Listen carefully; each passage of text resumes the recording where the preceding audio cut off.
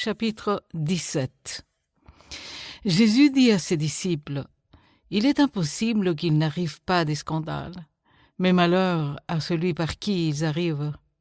Il vaudrait mieux pour lui qu'on mette à son cou une pierre de moulin et qu'on le jette dans la mer que s'il scandalisait un de ses petits.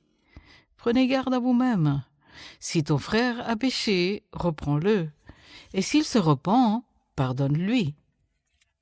Et s'il a péché contre toi 7 fois dans un jour, et que 7 fois il revienne à toi, disant « Je me repens », tu lui pardonneras. Les apôtres dirent au Seigneur « Augmente-nous la foi ». Et le Seigneur dit « Si vous aviez de la foi comme un grain de sénévé, vous diriez à ce sycomore « Déracine-toi et plante-toi dans la mer », et il vous obéirait. Qui de vous, ayant un serviteur qui laboure ou paie les troupeaux, lui dira quand il revient des champs « Approche vite et mets-toi à table ». Ne lui dira-t-il pas au contraire « Prépare-moi à souper, ceins-toi et sers-moi jusqu'à ce que j'aie mangé et bu. Après cela, toi, tu mangeras et boiras. » Doit-il de la reconnaissance à ce serviteur parce qu'il a fait ce qui lui était ordonné? Vous de même, quand vous avez fait tout ce qui vous a été ordonné, dites « Nous sommes des serviteurs inutiles, nous avons fait ce que nous devions faire. » Jésus, se rendant à Jérusalem, passait entre la Samarie et la Galilée. Comme il entrait dans un village, 10 lépreux vinrent à sa rencontre. Se tenant à distance, ils élevèrent la voix et dirent « Jésus, Maître, aie pitié de nous !»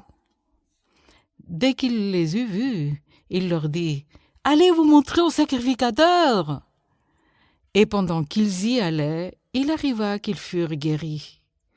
L'un d'eux, se voyant guéri, revint sur ses pas, glorifiant Dieu à haute voix. Il tomba sur sa face aux pieds de Jésus et lui rendit grâce. C'était un Samaritain. Jésus, prenant la parole, dit « Les 10 n'ont-ils pas été guéris? Et les 9 autres, où sont-ils? Ne s'est-il trouvé que cet étranger pour revenir et donner gloire à Dieu ?» Puis il lui dit « Lève-toi, va, ta foi t'a sauvé. » Les pharisiens demandèrent à Jésus quand viendrait le royaume de Dieu. Il leur répondit « Le royaume de Dieu ne vient pas de manière à frapper les regards. On ne dira point « il est ici » ou « il est là », car voici, le royaume de Dieu est au milieu de vous. Et il dit aux disciples « Des jours viendront où vous désirerez voir un des jours du Fils de l'homme, et vous ne le verrez point. On vous dira « Il est ici, il est là ». N'allez pas, ne courez pas après, car comme l'éclair resplendit et brille d'une extrémité du ciel à l'autre, ainsi sera le Fils de l'homme en son jour. Mais il faut auparavant qu'il souffre beaucoup et qu'il soit rejeté par cette génération. Ce qui arriva du temps de Noé arrivera de même au jour du Fils de l'homme.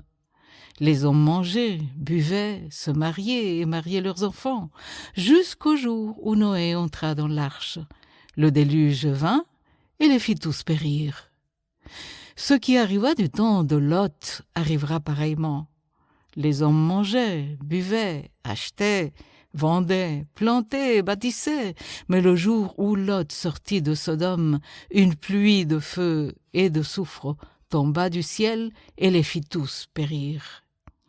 Il en sera de même le jour où le Fils de l'homme paraîtra.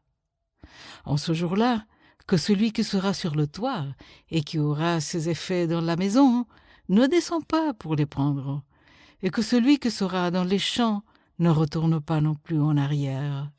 Souvenez-vous de la femme de Lot. Celui qui cherchera à sauver sa vie la perdra, et celui qui la perdra la retrouvera. Je vous le dis, en cette nuit-là, de 2 personnes qui seront dans un même lit, l'une sera prise et l'autre laissée. De 2 femmes qui moudront ensemble, l'une sera prise et l'autre laissée. De 2 hommes qui seront dans un champ, un sera pris et l'autre laissé.